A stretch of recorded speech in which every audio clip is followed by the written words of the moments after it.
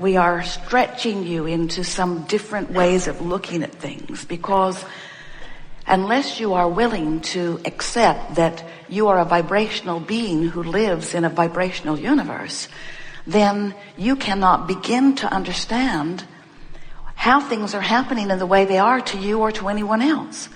In other words, until you make the conscious association between the source energy part of you and the part of you who is here focused in your physical body, you have no real guidance. You can't begin to consistently move in the direction of that which you are becoming. Most physical beings, almost as soon as they are born, begin monitoring their behavior and measuring it against the results that they get from other humans. So if you behave in a way that pleases the humans who are near you, they smile and they reward you with words and behavior. But if you displease them, you know that right away too, because they frown and they withhold and they punish. And so, without meaning to, you've been trained away from your guidance system by well-meaning others who are doing something that is virtually impossible. They're attempting to sort out all manner of manifestation and put it into piles of good and not so good and really less good and terrible. They've sorted out these piles and then they join together in groups as they try to protect their piles. It's such an interesting thing, the limitation of these piles. And what we're encouraging you to do is, rather than trying to join the group with the loudest voice or even the group with the strongest influence on you for whatever reason, we're encouraging you to try to let go of the influence that others have set upon you while you reach for the influence of the source within you. And what we want you to know is each time you offer one of those requests, it is pure to us. In other words, we stand in your vortex receiving your request. Your inner being becomes the vibrational equivalent of each and every request that you set forth. But as we said at the beginning of our conversation here with you today, often you don't go with your rocket. You stay outside the vortex, so to speak, justifying why you need or why you want the improvement. And as you beat the drum of the injustice that you're living, I don't have enough and it's not fair, and I've never had enough and it's never been fair, and those people around me don't have enough and that's never been fair. What you do, you don't mean to, but what you do is you keep active in yourself a vibration that prevents you from joining the vibration of your desire. That's why your desire doesn't feel good to you. Your desire doesn't feel good to you when you doubt it. Your desire doesn't feel good when you don't believe it. Your desire doesn't feel good when you don't feel worthy of it. Your desire doesn't feel good when you are in a state of blame or guilt or anger or frustration. When you feel those negative emotions, what it means every single time is, oh, you launched a desire. Yes, you did. And your desire is with the larger part of you and is present tense in terms of the vibrational creation. But as long as you are feeling negative emotion, it means you're not up to speed with your desire. And that's logical in many cases, isn't it? Because what's been happening and what you've been observing is usually the reason that you're offering the vibration that you're offering. Most people are responding to what's happening around them. If someone is rude to you, maybe somebody you love, maybe somebody you don't even know, but if someone is rude to you and you observe their rudeness, you usually have a knee-jerk response to that.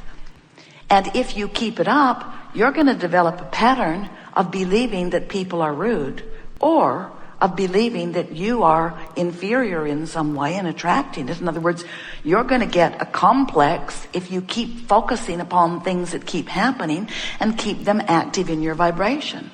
So what this gathering is about you deciding that you're going to offer your vibration on purpose, because your vibration equals your point of attraction.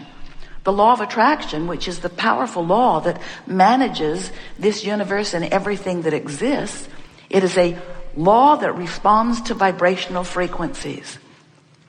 And the only reason that humans aren't more keenly aware of this law is because most humans are unaware that they have a vibrational frequency.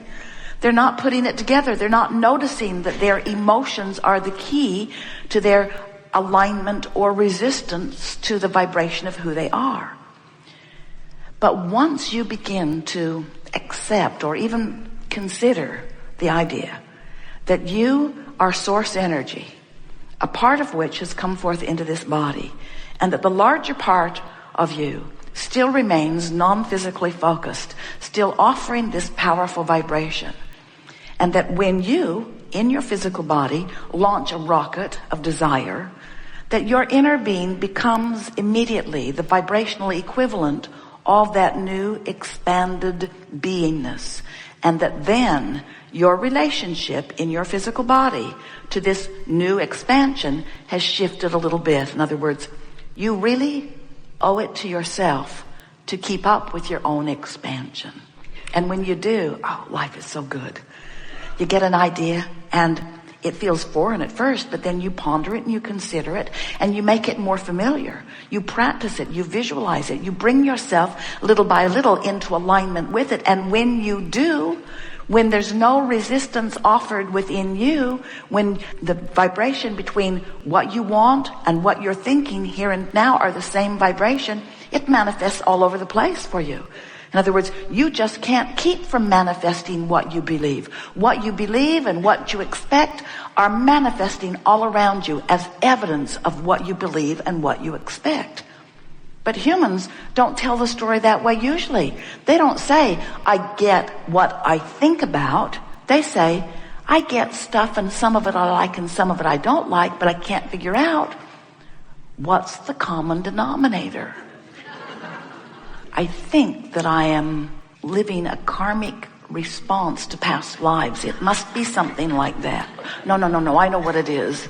I know what it is. There's a conspiracy against me. I think it's the government. No, I know what it is. I was born into the wrong religion and I'm being punished for that.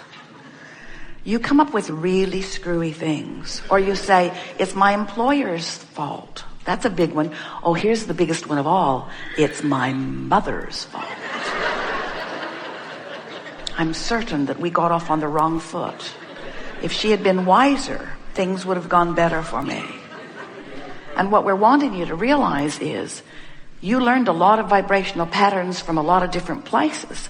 But the bottom line is your vibrational pattern, what you believe and what you expect is what you're getting. It's what you're getting. It's what you're getting. And we just want to show you that if what you're getting is a match to what you're wanting, then our work here is done. But if there are things that you desire that you're not getting, if you want to feel clear-minded and you're confused, then there's more work to do. If you want to be healthier than you are, then there's more work to do. If you want to have more fun than you're having, then there's more work to do. If you want to be more prosperous than you are, then there's more work to do. And we want you to know that there is always, eternally, don't let this get you down, more work to do, because you're constantly sifting and constantly asking and constantly then being given the choice of moving in the direction of your newfound request or not. And you're going to discover that as you move in the direction of the desires that are born every day, then life feels good to you. You cannot get enough of it. You wake up refreshed and eager. You're like those little kids you see. Don't you see them? They hit the floor running every day. They cannot wait to get... And you wonder, what is the intrigue with that pile of toys that they've been playing with for so long? What is it about that room or that little box of toys or that friend across the street? What is it that they keep discovering new eagerness for life? And then you say, as a sort of burned out adult, well, they'll get over that soon enough. And we want to say to you, we want you to never get over that frisky, free feeling of the new discovery of life. Jerry and Esther, every now and again, will say, well, we'll just stay in. They're living in hotels mostly. We'll just stay in and we'll get some work done. And they have a good time while they're in working. They get along well and their work is delicious to them. But then they'll go out and life will call them. They had a wonderful experience the other day. They went to take the car out to put a package in the FedEx box, and the car wouldn't start. The battery was dead. And at first they thought, oh man, what's going on with us? And then the desire to go to the FedEx box resurfaced. And so Esther called AAA. And in 20 minutes, the nicest man came. It was raining. He had a big yellow raincoat on. He brought his jumper cables. He didn't quite know how to hook up this new Cadillac. It was weird. Jerry figured it out, which thrilled Esther. They got the car going. They're in love with life again. They're inside, and even though it's raining, we're rolling. There's nothing that can keep us from rolling. They called the Cadillac agency. Come right in, he said. That morning, Jerry had awakened and said, oh, I would give anything for a really good bowl of beans. And Esther said, it's only a few weeks and we'll be home and you can get a really good bowl of beans. And right next to the Cadillac agency was a really good bowl of beans. So the Cadillac agency, they could not have been nicer. The people in the restaurant could not have been nicer. They had one of the best days of their experience as they spent an extra hour in the restaurant talking to the waiter about her career and what she's doing. She's going to be an architect. You would have really liked her. And as Jerry and Esther went back to their hotel room later that day, Esther said, and then Jerry said, and then Esther said, and then Jerry said, this was just the best day.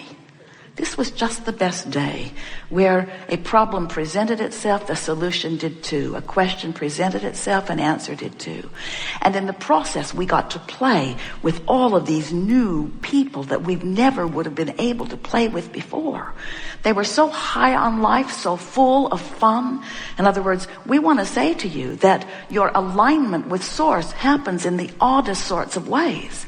And when you accept that life is supposed to present itself to you and will, and out of it will come your reasons to interact, your reasons to explore, your reasons to express your appreciation through dollars and through words, your reason to utilize your own mind, your ability to discover your own solutions.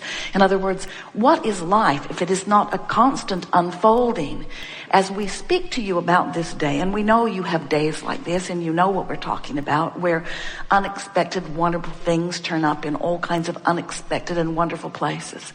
We want you to understand that there's a vortex full of circumstances and events and unfoldings that, as they happen, they are leading you to exactly who you are and what you want. We want you to know that things are always working out for you through the path of the least resistance that you've got going on. Things are always working out for you. Even a dead battery was Jerry's path to beans.